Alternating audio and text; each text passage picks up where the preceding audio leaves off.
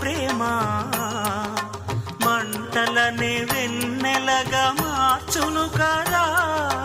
గాలికి గంధము పూయడమే పూలకు తెలిసిన ప్రేమ సుధా. రాలిన పూల జ్ఞాపకమే కాలము చదివే ప్రేమ కథ.